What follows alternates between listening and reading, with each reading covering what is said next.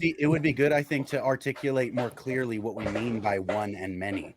And like, let's say in the simplest sense, you could take an everyday object, right? I have keys, Mm-hmm.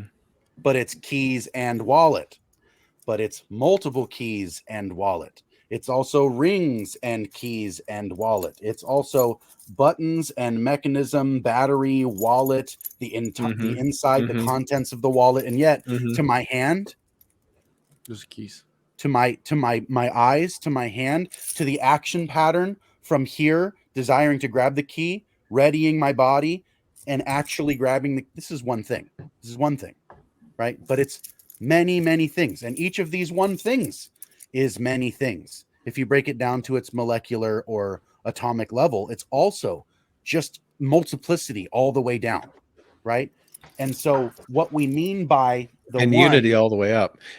right, exactly. What we mean by the one is the opposite, is that we can go all the way to identity, not necessarily starting at atoms and moving up to identity, but starting at identity and moving down to atoms. You could break this thing down, make sense of it. But if you started at atoms, there's no way you could make every leap necessary to get to one thing. There's no way. There just isn't anything there that draws the unity. And this comes back to Dale's question about beauty in the eye of the beholder. You're assuming a beholder. You're assuming that someone is perceiving and observing, right? You need an observer. And we learn this from the quantum physicists now, is that we need an observer for the universe to behave itself. We need an observer, You right? need a ground of being. The Exactly. thing that's And at the so top.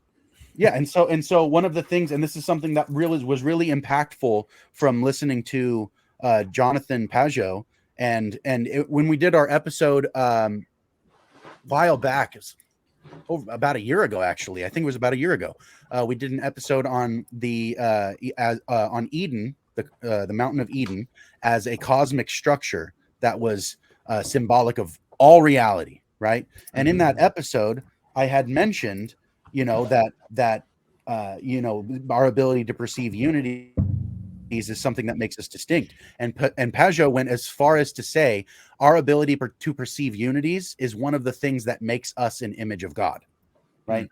Is that's something that draws all the way back to our identity, is that without being identified as an imager of God and having the attributes of somebody who images God, we wouldn't be able to be the observer that brings unity to multiplicity. And the universe would simply exist as an infinite multiplicity, just this chaos sea of molecularized nonsense, right? And because we are observers, because we are centralized locale of consciousness that can have attention and bring unity through our perception to these things out here from in here, the unity doesn't happen here and it doesn't happen here. It happens between here and here. That's where the unity happens. It's not simply in my mind, and it's not something out there in reality waiting for me to grasp it. It's the communion between me and reality that makes unity into place. Both are necessary, neither are sufficient. Yes, Beautiful. exactly.